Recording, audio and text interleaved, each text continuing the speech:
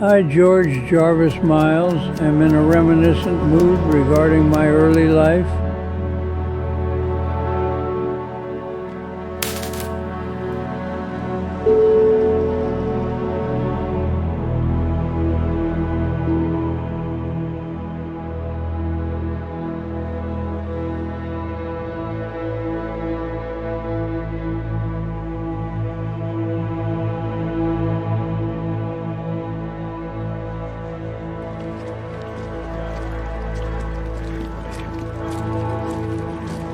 From Monte El Rey, I was ordered to Fort D.A. Russell at Cheyenne, Wyoming.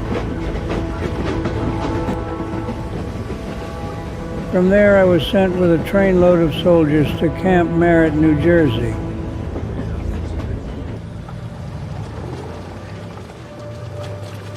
We were alerted for a full pack, all-night march to a dock where we were loaded on an English ship, the Empress Britain.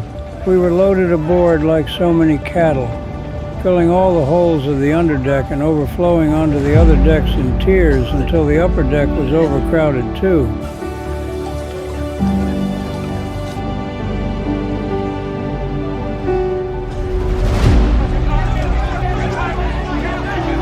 I was ranking sergeant, and I found myself confronted with a hellish situation. Do something!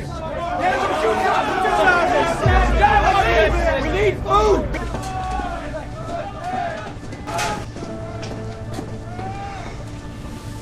Quickly, men, move along!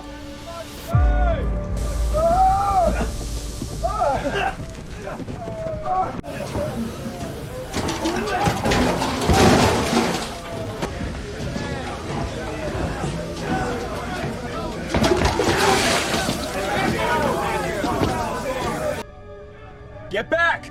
Get back there! Keep it moving, move along! Give us some! A place to sleep was a greater problem than the food. Men slept wherever space permitted, and many stood up on deck throughout the night. Even the lavatories had men sleeping in them, over the wash bowls and on the floor. Sergeant Jackson and I devised a scheme. Each of us in the early PM took a turn capturing a space on the upper deck large enough for the two of us to bed down on. I rather enjoyed the voyage and the sea at night, to contemplate the heavens, the stars, the moon, and the quiet in bed at night.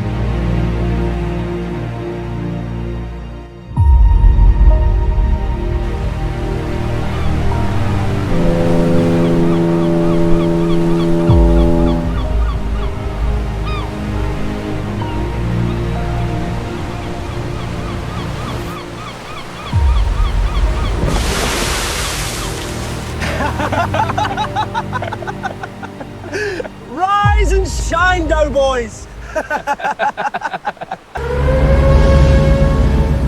the lifeboats, men! False alarm! The rope attached to the alarm was tightened by the rain! I was lucky. I was never the least bit seasick. I suppose the sailor blood of my grandfather Jarvis, who spent 17 years in the British Navy, came to my aid. After 13 days on the ocean, we docked in Liverpool, England. We marched through the streets of Liverpool to a camp known as Knotty Ash. After several days at Knotty Ash, we were crowded into a small ship for an overnight voyage across the English Channel to Cherbourg, France. Soon we were entrained for a day or so and arrived in the night at a small railroad terminal. We loaded our baggage onto boxcars. We had a hectic night. Quite a number of our men had imbibed too much French cognac during the day and were vomiting over us in the super-crowded car. Near 3 a.m., we were marched onto a muddy wheat field and told to pitch our pup tents amid the stubble and into the ankle-deep mud. The next day, our campground looked like a cyclone had scattered pup tents and blankets all over helter-skelter. Our CO was a second lieutenant, fresh from officer training school. He knew but one thing well: strict discipline.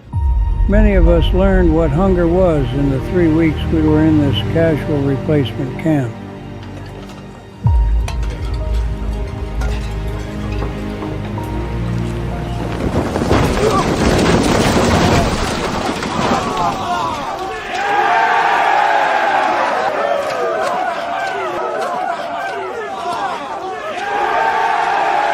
Our daily routine training consisted of marching long distances with our gas masks on.